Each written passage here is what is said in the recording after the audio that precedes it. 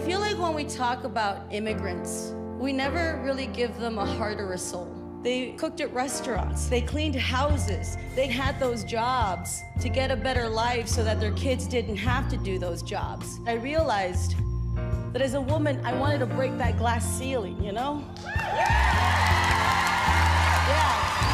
But as a Mexican, I want to clean that shit too. When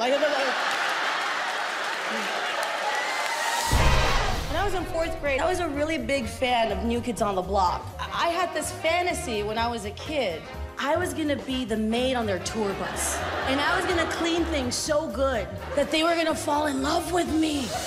Like in my head, I thought they were gonna get on the tour bus and they were gonna be like, oh my God, who made that bed right there? I'm at that age where the only way I can get into a nightclub is by telling the door guy that I'm looking for my underage daughter. Where's Stephanie? I don't know where Stephanie's at. Is she down here? Yeah. Trump's gonna build a wall. Doesn't know if he builds a wall, all he's doing is making us amazing athletes. We gotta run, we gotta climb, we gotta swim. He's making like an immigrant triathlon. First place is freedom.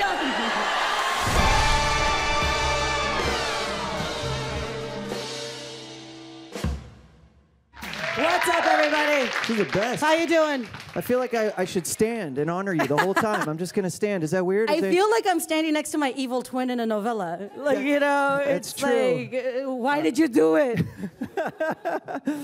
You'd make a good twin, I think. I think so. Yeah. What would your twin's name be? What? You're Cristela. What's your twin's name? It would probably be something like, ooh, that's a good one. Like maybe Catalina. Oh. Because Catalina sounds like she might be evil. Yeah, like she steals the boyfriend. Yeah, It's like, yeah. You, Catalina. Isn't that weird that she's not real and we're already having problems? Yeah. We're like, we don't get along. She steals my boyfriend. Yeah, it wasn't anything good right off the top. Yeah. Definitely not besties. Well, first of all, congrats on all the success you've ever had. Much continued success. The success you've ever had. Ever had. Hey, man, congrats on that success since birth, man. You're killing life. It was I love how awesome. you haven't died. Good going, girl. Well, we're here to celebrate your new Netflix special. Yes, it's a Netflix special, you guys. As a stand-up comic, you never think, when you do anything creative, you never think that you're ever going to get to the point where you do anything that people will pay you for. Right. Do you know what I mean? It's like you give it away for free for so long, and then I'm talking about my dating life now, right, guys? Right, guys? Did we just switch back to your I evil know. twin here? Is that what But it's cool. I'm so excited. I don't think it's hit me yet that it's a real thing. Well, it's happening. You know what I mean? Sure. You know, it's like whatever, but you know. It's pretty cool. So the name of it's Lower Classy. Lower classy. Lower Classy. Am I saying? I'm saying it right. Lower Classy. Yeah, there's no accent on it. Like, Okay. no, it's Lower Classy. You can pronounce it however you want. So have you watched it back? Like, are you part of the editing process? Because I know for some comics that could be, you know, they're not sure if they want to watch it or. I edited the special months ago one time and I never saw it again. I hate. Does everybody hate their own voice? Like, why is it that, like, you can't stand to hear it? Like, you hear it back and you're like, oh, my God, that's what I do to people? Like, I talk to them like that? Yeah. Like, and it's weird that I have a job where I talk for a living because I can't stand my voice. And when I hear it, I'm like, oh, my God, it's piercing. Like, I don't want to hear me. Like, Yeah. when I was a kid, I hated my voice so much, I wanted to speak sign language. So that people didn't have to hear my voice. That's how much I hated it. I'm like, these people don't deserve to hear me. That's amazing. You're like, sorry, Mom, sorry, Dad. Sign language here on out. Calling it a day with the vocals. I was a kid with a deep voice too. Oh, were you? So it was just like, hey, Mom, can I have some chocolate? Like, you know, it's just like, my God, like puberty hit at 6 months for you, dude. That's awesome. Did that help or hurt you making friends as a kid, the low voice? I got in trouble a lot. I was a big nerd. I was like a straight A student as a kid, but I always got really bad grades in conduct because I could never be quiet. Right. Because my voice was so deep that it was just like, hey, man, you want to go play during recess? You want to play tag? So everybody always heard me. Like, it was always got in trouble. So you were the Morgan Freeman of Mexico? Is that... Me llamo Morgan. Yeah.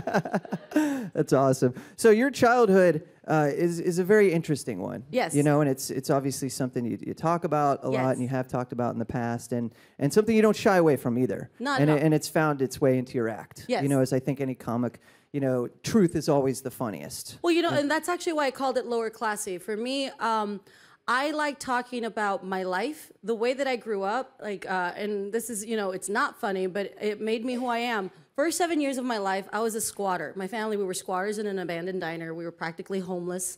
My mom used to cook our food. She used to have a space heater, and she would face it up, and she would cook the food on top of the space heater.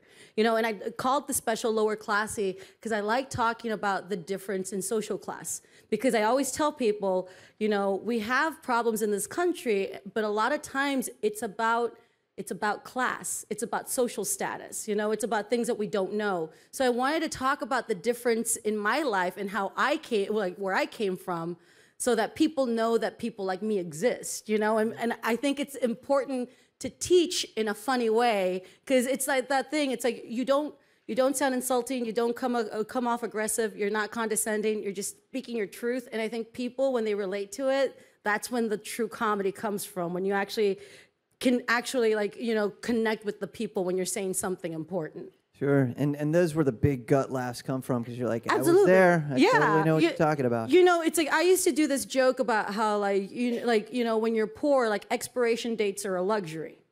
You know what I mean? It's like when you're poor, like expiration dates are just suggestions. You know what I mean? Especially like the gallon of milk, they would have a date, and like I was the kid in the family, so my mom would always make me taste it. And it was never good, and it's that moment where you drink it, you're like, oh, and my mom would be like, okay, we got to drink it. You know what I mean? It's expensive. That's like the kind of reality that I lived, and I think a lot of other people have lived. So when it sounds familiar, it kind of seems like we're all connected because we have that same experience. Whether we look alike or not, we all have been at that place. Well, some of us, that's why we connect. Right, and just a heads up too, for everyone not in New York, but if you come to New York, for some reason there's a different expiration date for New York milk than there is for milk everywhere else. It'll say, expires February 12th, except NYC, February 10th. Get the hell out of here. Okay. Are you serious? Go check it out next time you go to the grocery store in New York City. It's really weird. They try to kill you guys. They're trying to kill you hard. Yeah, it's super weird. I don't know. Wow, that's crazy. All right, well, let's talk about escapism, because when you do grow up in an environment like you did, you reach out for things like music and TV shows and comic books, and you were. Which lane do you want to go down first? Because it doesn't matter. This could be the last or the first of many questions I ask you. Let's do TV shows. TV shows. Okay. So you are hardcore television. This is something we've talked about in the past. Hardcore fan. So what sucked you in? What really got you in front of the television first? When I was a kid, I was obsessed with the Jeffersons, and I was obsessed with Good Times. And I like Good Times because they were a poor family that reminded me of me. So it was kind of like we connected on this certain level. And I like that show because not every episode was funny. Right. And I love that. I wish more TV shows were like that, where like if it's a comedy, you can have a serious episode because life isn't always funny, And it's like when you show the serious moments, you do feel like, oh my God, you're right. I learned something from it. The worst. When I was a kid, I hated it, and thank God they don't do this anymore. The To Be Continueds. Yes. I hated the To Be Continued episodes because you're like, sometimes it'd be like end of the season, so you'd have to wait like 3 months for the next story, and you're like, dude, and if you don't miss it, they might never show it again. Right, and you're like, what happened to Becky's birthday? You get so upset, So, but I grew up with that. I loved sitcoms. I thought sitcoms, they can be so great when they're done well. Mm-hmm. It's like theater. And I love theater. And we're in New York right now, and it is not cheap to see theater here. So that's like a good way. When it's done well, you can see theater on TV when it's done well. If I grew up in a border town in South Texas. We didn't have Broadway down there. So seeing a good show, that was our closest way of seeing theater. So for me, I fell in love with it because when you tell a good story, you can't help but just be like, you feel happy from seeing it, Sure. Can I beg you for a Sherman Hemsley walk impression? Because he was one of my all-time favorites when I was a kid too. The best one is the intro to Amen. Yes. Does everybody remember the show Amen? Sherman Hemsley played a reverend at a church, and he double dutched at the beginning of the theme song and he would. So and I remember he used to walk like this. He's like this. Yeah. And he'd do that. And then he'd walk. Love Sherman Helmsley. You do man. not That guy's have the a white best. guy doing Sherman Helmsley right now, right in front of my face. That did not just happen. That was my best Sherman Helmsley. I love that guy, man. So funny. was great. I love Firecracker. him. He was great. Yeah. I love him. And Good Times, it's funny you bring that up because it's back now, too. Speaking of Netflix, where your special is, they brought back Good Times. Well, did they? Yeah. It's one day at a time, isn't it? Oh, one day at a time. I'm sorry. What did I say? Good Times? Please. I'm so sorry. Do not bring back Good Times. Like, no one can do JJ. Dynamite? Are you kidding? Yeah, that's true. Like, that's come true. on. Yeah, no. You know what? Well, you know why I like Good Times? Because it introduced us to Janet Jackson. And she is a national treasure. She is. I mean, 5, 4, Had a baby 3, 2, 1. Like, I'm all about it. And she just had a baby, right? At 50 something? At 50, the Jackson family, they can do no wrong. They break any rules. They're like, I'm gonna have a baby at 80. I can do it, and I'm gonna dance while I do it. Do you think she danced to get it out of her? Like, do you think she was like, spin move, ready for this? I want to believe that she gave labor wearing the Rhythm Nation outfit. Or like the video All Right, where she was like an homage to Cab Calloway. Like, I would totally want to do that. For sure. Yeah. Black Cat or Nasty? Ooh, Black Cat or Nasty? Nasty. Good. Black Cat was a little aggressive for me. Yeah, good guitar solos though. Great guitar solo. So yeah, speaking of metal. Are you guys here? Because we're having our own conversation. Yeah, we met a week ago, and it just turns out that we have so much in common. You ever meet that person, you're like, oh my God, you like brownies? I like brownies. Oh my God, you like this movie? I like this movie. It's like a mirror. But then it got real like granular. Yeah, it was like, it absolutely your did. favorite number is 6.2. I know. My favorite number is 6.2. So weird. Yeah, definitely. That was cool. Yeah, it was awesome. I know. So speaking of metal and songs and tearing it up, this is a part of your life too. Yes. And I got to ask you what your first ever concert was. What was your first concert My going first experience? concert was Billy Joel. Oh, nice. That's I a good one. love Billy Joel. You guys, I don't mean to seem cooler than I already am. But when I was in college, I actually went on the road and followed Billy Joel and saw him in concert. He was your Grateful Dead? He was my Grateful Dead. That's like, awesome. yeah, I was cool. a Joelite. I used to call myself a Joelite. And no one my age wanted to see him. They were all seeing really cool, relevant people at that point. And I'm like, I'm like, scenes from an Italian restaurant. I was such a nerd. I love that. That was my first concert. Did you get the Billy Joel haircut? No. But I own so much Billy Joel merch that you would think I'm his mom. I'm so proud of it. I have every shirt available. You would think that I was a roadie for Billy Joel. That every tour I have his shirt. So your old apartment's like a historical museum? Totally, You could start charging people to come in? My apartment is full of toys. My apartment is full of memorabilia. When I grew up, I had no money. So as an adult, I'm reliving my childhood by buying all the stuff I couldn't afford when I was a kid. You know what I mean? So right now, if you walk into my house, you would think I have 10 kids. All my stuff. It's all my stuff. I collect. It's all me. All me. That's so great. So as far as music today, when you have free time, do you go see a lot of bands live when you can? I do. Or? I try. Actually, tomorrow I'm taping a show where the musical guest is the Avett Brothers. Oh, sure. Okay. And I love the Avett Brothers. So I'm freaking out because I'm really excited. Wait, are you going to pull a David Tennant here? Can we tell them about David Tennant? Do you want to do guys, it? I love Doctor Who, and my favorite doctor is the 10th Doctor, David Tennant. And I had a show on TV for a week on ABC, and one of the co-stars of my show knew David Tennant, the 10th Doctor, so he knew I loved Doctor Who so much, he invited the 10th Doctor to the taping without telling me. So then I was taping a scene, and I looked off at the corner, and I'm like, wait a minute, is that Dave? Is that the 10th Doctor? I'm like, do I like Doctor Who so much that I'm hallucinating and I'm imagining that the 10th Doctor is there? What is wrong with you? And then after we finished shooting, they introduced me. He was right there. Was not prepared. When you think that you're gonna meet somebody you like, you have a fake imaginary conversation that you think is gonna happen. I cried like a baby. I started doing like one of those drills where you run around people. I just kept running around him like I was about to do something mean to or a sacrifice to him. I could not stop crying. I'm like, ah, ah, ah. I ran away, and then he even tried shaking my hand or hugging me, and I had to run away. I'm like, I'm not ready. Like, it was like so embarrassing. But finally, we got a picture. And I want to say that in the picture, I'm like bawling, and he's just like, "Why is this woman crying?" Really confused. It looked like he just mugged me and wanted proof. Like, let's take a picture. Oh, it's so good. It's so good. And have you seen him since? Have you crossed paths with him since? Oh, please, no. The restraining order is official. Can you imagine? Like, hey, remember me? I lost it when I met you. Do you remember that? I fainted? No? Okay. All right, we've got to talk about your jewelry sitch here. These earrings are Clown Town. This arm situation, this hand situation.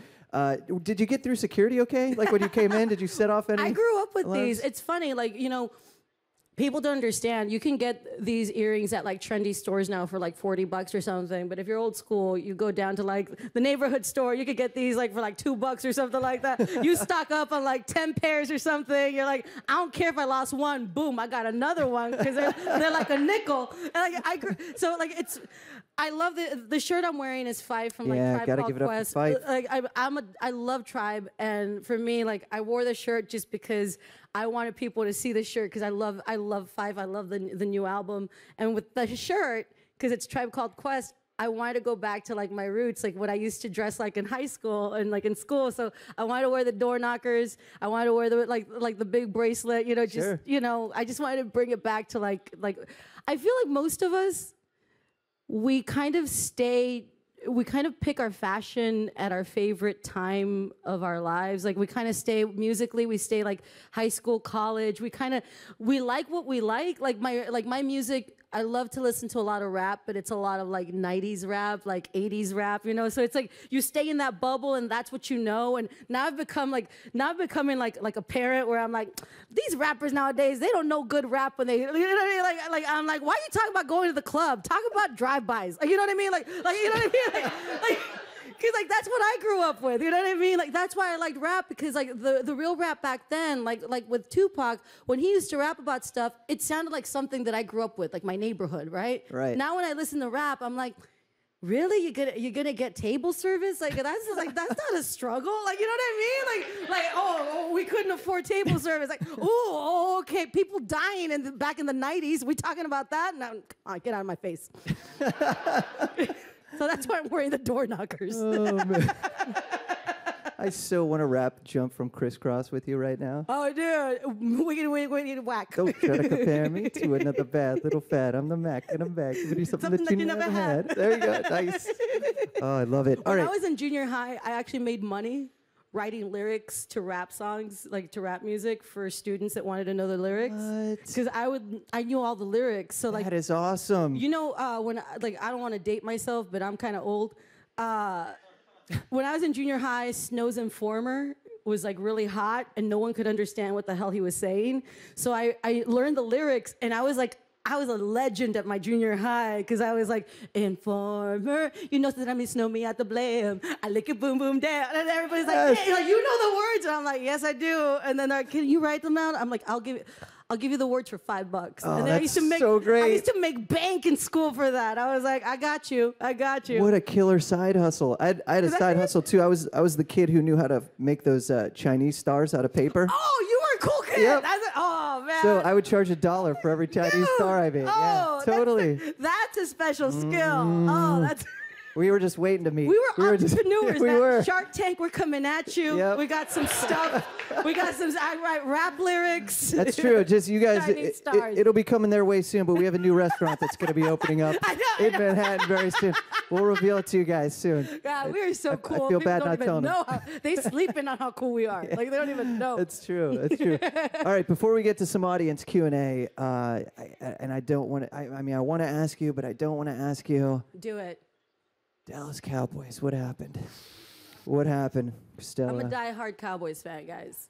I've been a fan my entire life. We have not won a Super Bowl in 20 years.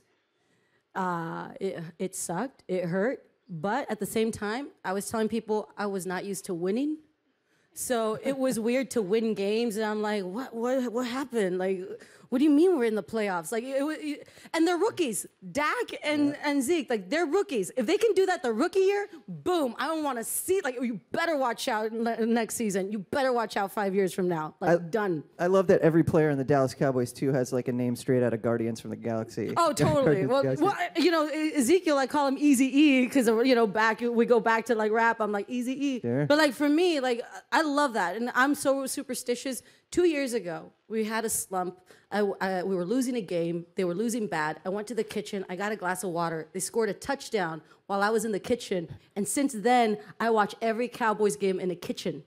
And I will tweet the games from the kitchen, and I will stay, like, the moment people know, like, people know that I'm a fan, and they know when the game starts, they'll tweet at me like, bitch, you gotta get in the kitchen. Like, we need this game. Like, and I go and I tweet, and I'm like right there by the stove and stuff, and I'm like, I got you guys, I got you. I'm like, I'm backup. Oh, I can see the stove door opening up into a recliner. Like, I could just see it's like it's like tailgating. Yeah, it's like tailgating, right? The pull-out couch in the kitchen. Absolutely. That's awesome. All right, I think it's about time we get to the audience here to ask you some questions. Cool. Does anybody have any questions? So right up here. Yeah. Thank you for being here. I have 2 questions. Yeah. My first one is, does your family think you're funny? And my second one is, do you have a joke that you think is hysterical, but whenever you perform it, like, it just doesn't connect with the audience? Oh, totally. Well, first of all, no, my family doesn't think I'm funny. my family doesn't get it. My family, I'm the youngest of 4 kids. Everyone but me lived in Mexico. And like their idea, and this is what's messed up. They were American citizens, and my mom moved them back to Mexico. And I'm like, hey, girl, you're doing it the wrong way. Like, that's not how we do it. But like, I think that because stand-up is so different in Mexico, that they don't understand the concept of stand-up here. So it's really hard to explain. It's really hard to explain to people the job that you want to do when you come from like a blue-collar family. So, and also for me, my brothers are funnier than me. So, like, you know what I mean? I'm like, everybody's like, why are you the one that made it? Like, we're better than you. You know what I mean? So, no, they don't think I'm funny. I don't think. And there's one joke that I tell. It's just a quick one-liner. I talk about how when you grow up poor, you have to eat crappy food because it's cheap. You know, like, I grew up on McDonald's because back in the day, you could feed a family of 4 for like $20. You know, and I was and I do this joke about how, like, I was raised by a single mom. So I always say that the McRib came back more times than my dad. Which is hilarious. So good. Which is hilarious. I mean, I love that line, but you hear people in the audience like, "Aw." I'm like, I don't know what it's like to have a dad. Like, that's like saying, like, oh, how does it feel to not grow up with a Benz? Well, I don't know. I didn't grow up with a Benz. So people never get that joke, and the more that they don't laugh, the more I love saying it. You know what I mean? Like, I'm gonna repeat this until you all laugh. Like the McRib came back more times than my dad. Like, you know.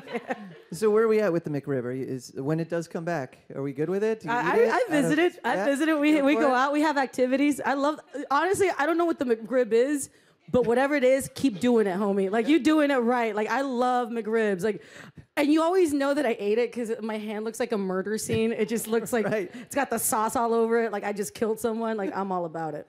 That's it. Nice. Great. Cool. Where are we at next here? No, in the back. What's your name? Hi, I'm T. How are you? Hi, T.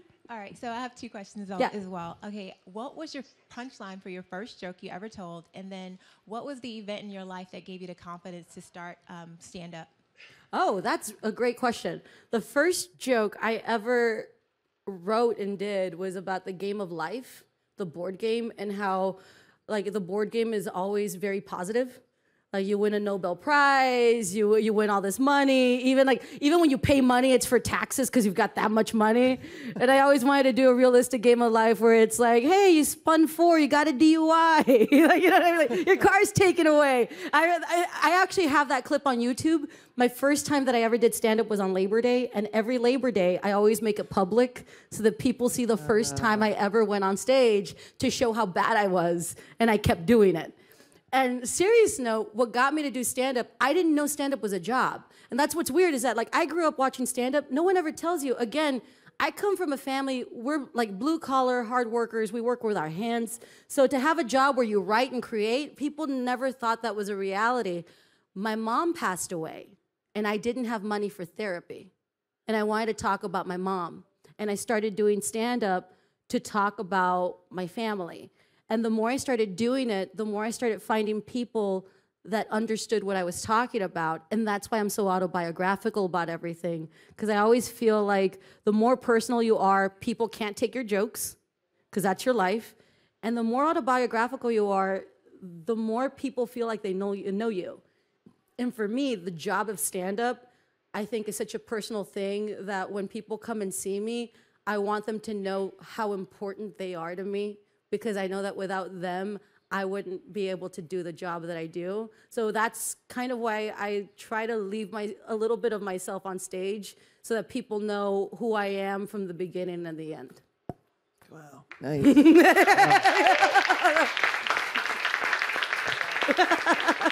That's so great. All right, we got time for one more. What's your name? Michael. Thank You from LA? Yeah, I was just saying. Are you that's the sweatshirt with the Rams logo, the Lakers. That's a really cool hoodie, man. I like that one. Appreciate it. So what sitcom? What was your favorite sitcom of all time? And if you were to be a part of it, which one? What would you do to change it up a little bit? My favorite sitcom of all time? That's a good one. I'm gonna say my favorite sitcom of all time is The Golden Girls, and I'll tell you why. It's because they're not young, attractive women that are like, and they're human, and they have real problems. Like, and for me, what I would add to it is a person of color in the cast to make sure that we all know that we all have those problems. Aging is a real thing, like trying to find somebody to live your life with. It's like, it's funny how The Golden Girls is great. If there was one person of color in that show, it would seem more like real life. And for me, it's like having that experience and humanizing the person of color, me, in the show. Like, that's a real way of showing people how we all have the same issues. But what I liked about that show was that they went to places that no other show had gone for its time. They talked about sex. They talked about actually just dating men and being able to sleep with them and not having to get married with them. Like, that was something that was so different and revolutionary for like the 80s, especially for women that age. I mean, for me, that show is so classic, and that proves that young, sexy, gorgeous people do not always make the best projects. It's always about the story. Love it. And some final news, too. We got to tell everyone here before we go. Obviously, your Netflix special, everyone check it out on Tuesday, Lower Classy. And yes. It's so great. You're also part of Cars 3, which is so cool. Yes, yes. Cruz Ramirez, everybody. I'm right in the here. new Pixar movie. Flesh. First Latina character that Pixar has had, and I think it's gonna be like, and I'm gonna have a toy. Like, there will be a Latina toy that kids can buy, which I think is really cool, because I think the story's awesome, and I think it's a great way for girls to actually feel empowered and have something good that they can look up to, which for me is very important. So I was very lucky to be able to play a role in that part. Absolutely. So looking forward to that as well. Awesome. And I guess we can't end it any other way than saying thank you for being a friend, Cristela. All right. Travel down the road and back again. Cristela Alonzo, everybody. Thank you, guys.